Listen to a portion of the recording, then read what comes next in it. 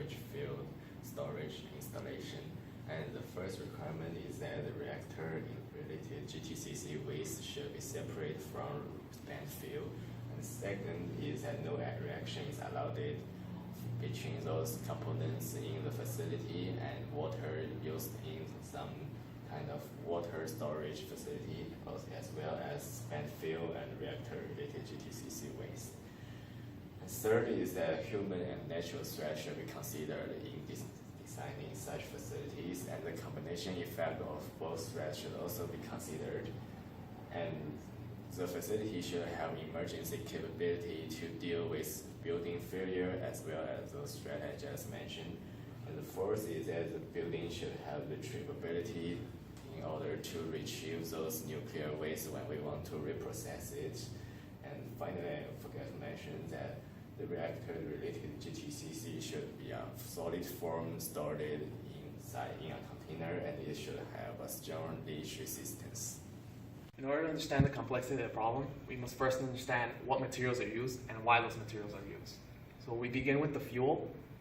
As you can see, we use fissile material, which is material that when bombarded with a neutron of low energy can undergo spontaneous fission and create two products as well as other stray neutrons. As you can see, this creates a chain reaction where in each iteration heat is generated as well as two products and other stray neutrons, which can bombard other heavy nuclei, which can again undergo spontaneous fission and so forth and so forth. Now, this chain reaction will cause a heat generation at an exponential rate. In order to regulate this, there's actually control rods and moderators in a reactor, and depending on the configuration of the control rods, the amount of heat generated can be regulated as to not occur a supercritical reactor. And the moderator is typically water because water is good at absorbing neutrons, which helps regulate the reaction. Now, once the fuel is towards the end of its life cycle, it's actually moved to spent fuel pools.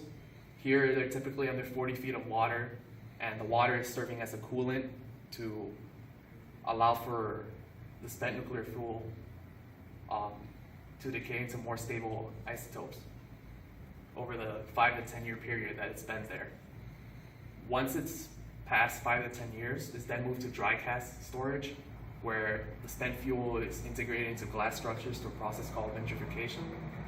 And here they're stored in a stainless steel cask and welded shut and moved to facilities where simply airflow can cool it down. After the nuclear waste is put into the dry casks, the most effective way, if it's not stored on site, the most effective way to transport is by sea. And this is found mainly in Sweden. And the advantages of transport by sea versus by land, if you go over long distances, it's a lot more cost effective, it's cheaper. And the most important thing is it limits the exposure that the nuclear waste will have to people in case of like an accident of some kind of sort. The drawbacks, there's a lot of safety challenges for transport by sea. They have to implement many of the ship designs have all the essential features are doubled. So in case one fails, they have a backup plan, which takes more time to design that and costs more money. And also your nuclear repository has to be located by the sea, or else kind of defeats the purpose of transport by sea. When considering a design project, such as one that is on the topic of a nuclear waste repository, we have to talk about the challenges. And in this project, one of the biggest challenges, it happens not to be scientific in nature, but happens to be more political. In 1987, Yucca Mountain in Nevada was designated as the sole facility in the United States to place large long-term nuclear waste and nuclear fuel.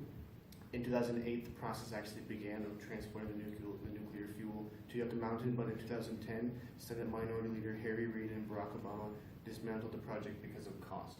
Cost, even though there are some ways to eliminate some of the budget factors that come into nuclear waste disposal, is still one of the largest factors that contribute to the unpopularity of nuclear waste disposal, because it's hard to find a state that is willing to have a nuclear waste area. Yucca Mountain is 70% unfavorable to the citizens of Nevada, And so some of the other challenges we see is our political opposition that continue to this day. And it's safe to say that nuclear waste disposal is a process and an idea that has since been unresolved.